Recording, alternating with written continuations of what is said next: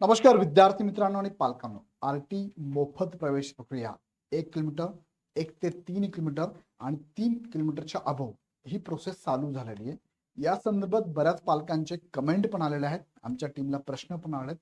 So comment आणि प्रश्नांची उत्तरे या व्हिडिओच्या माध्यमातून समजून घेऊया. शेवटपर्यंत हा व्हिडिओ बघा, ज्यामध्ये आपण पालकांचे प्रश्न घेत आहोत.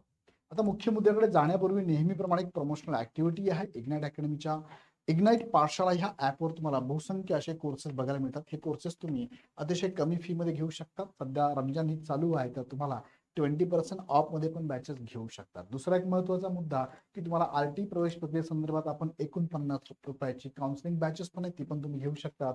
आणि जवाहर नवोदयची बॅच आपण चालू केलेली आहे. 13 मार्च पासून बॅच चालू झालेली आहे. 20% ऑफ तुम्हाला आजही घेता येणार. सो नक्कीच जॉईन करा. जाऊया मुख्य मुद्द्याकडे.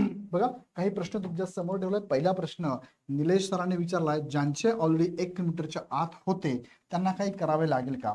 बघा, यांना काही करायची गरज नाही, पण यांना जर वाटत असेल की सर मी 1 किलोमीटर पर्यंत ऑलरेडी फॉर एक्झाम्पल 4 शाळा निवडलेल्या, 4 स्कूल निवड केलेली आहे, पण तुम्हाला वाटतंय की सर मला आता ऑपॉर्च्युनिटी भेटली आहे, तर 1 ते 3 आणि 3 किलोमीटरच्या अबोव जर तुम्हाला काही स्कूल मिळत असेल तर तो सुद्धा ऑप्शन तुम्ही इथे देऊ शकता. अदरवाईज तुम्हाला जर द्यायचंच नसेल तर काही नाही केलं तरी चालणार आहे. दुसरा प्रश्न आहे भाग्यश्री मॅडम यांचा प्रश्न आहे, जी आर मध्ये नर्सरी पासून ऍडमिशन घेऊ शकतो सांगितलं आहे आणि प्रत्यक्षात एकही स्कूल सीट दाखवत नाही. डायरेक्ट फर्स्ट पासून याबद्दल कोणीच काही बोलत नाही. स्कूल जवळ असून डोनेशन देऊन 40,000 घेतले असतील तर जी आरचा काय अर्थ राहतो? हा मुद्दा याच्या पहिले पण मी बोललो होतो यावरती. पण काही जिल्ह्यांमध्ये फार कमी स्कूल अशा दिसतात ज्यामध्ये तुम्हाला नर्सरीला ऍडमिशन मिळत आहे, पण बऱ्याचशा स्कूलमध्ये मात्र हे नाहीच आहे. याच्यावरती सरकार, शासन, शिक्षण विभाग काही बोलत नाहीये. आम्ही याच्यावरती व्हिडिओ घेतले, मागणी केली, पण यावरती ते सांगतात की आम्ही बघून तुम्हाला सांगतो. बाकी काही त्यांचं आलेलं नाही. तिसरा प्रश्न आहे गोबिन यांचा प्रश्न आहे. बघा सर, अटैचमेंट में बच्चे का आधार और बर्थ सर्टिफिकेट अटैच करना आवश्यक है क्या? प्लीज एक बार क्लियर करिए. अटॅचमेंट करत असताना तुम्हाला त्यांनी काय काय विचारलेलं आहे? त्यांनी विचारलंय तुमचं ओबीसी कास्ट सर्टिफिकेट विचारलंय, बर्थ सर्टिफिकेट विचारलाय, तर बर्थ सर्टिफिकेट विचारलाय तर तुम्हाला इथे अपलोड करणं गरजेचं असणार आहे. आणि एक आयडी प्रूफ विचारलाय. आयडी प्रूफ म्हणून तुम्ही आधार वेगळं काही पण देऊ शकतात. आधार वाटलं तर आधार पण तुम्ही देऊ शकतात, अदरवाईज नाही दिलं तरी चालेल. ओबीसी सर्टिफिकेट एक तर तुम्ही मुलाचं पण देऊ शकता, म्हणजे तुमचं जे अपत्य असेल अपत्याचं चालेल, किंवा स्वतःचं पालकाचं असेल तरी चालणार आहे. बर्थ सर्टिफिकेट मात्र त्या अपत्याचंच लागणार आहे. चेतन यांचा प्रश्न आहे, स्कूलचा सिक्वेन्स मॅनेज करता येत नाही, तो ऑटोमॅटिकली येतोय, काय उपाय? तर याला काही उपाय नाहीये. ते घेत असताना कसं करतात तुम्हाला बघा, तुम्ही ज्या स्कूल देतात ना, घेत असताना एक पहिले रेंज तुमची 1 किलोमीटरची घेतात, नंतर 1 ते 3 घेतात आणि 3 किलोमीटरच्या अबव असं त्यांचा सिक्वेन्स असतो.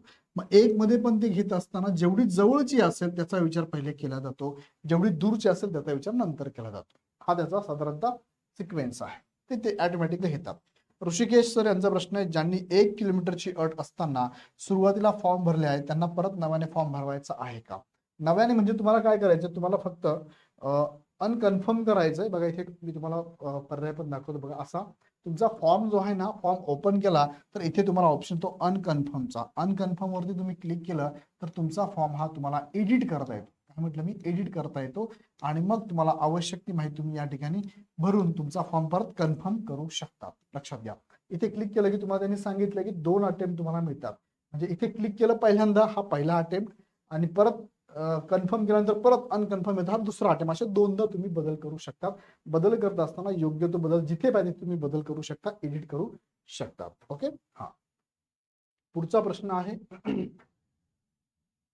हेमलता यांचा प्रश्न आहे, मी भरला आहे सर, माझ्या मुलीसाठी एकच स्कूल ऑप्शन येत होता, ती स्कूल नको आहे, तर आता दुसरे ऑप्शन येतील का?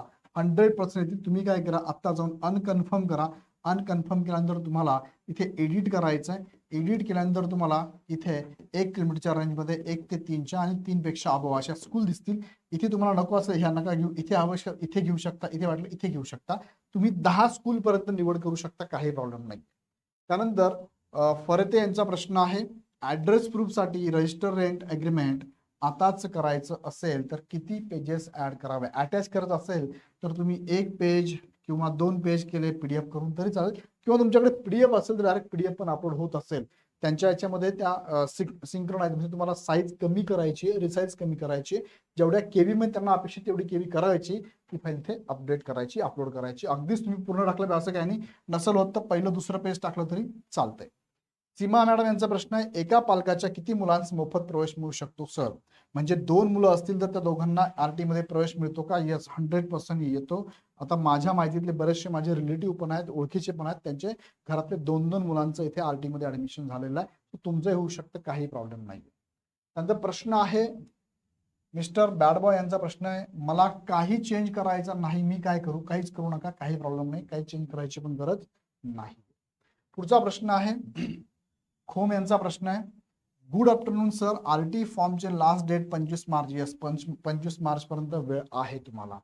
सतीश यांचा प्रश्न आहे, 10 किलोमीटर अंतर असेल तर काय करायचं? त्याला काहीच करता येऊ शकत नाही. याच्यापूर्वी पण मी काही व्हिडिओ घेतलेले अंतराबाबत, ते एकदा बघून घ्या.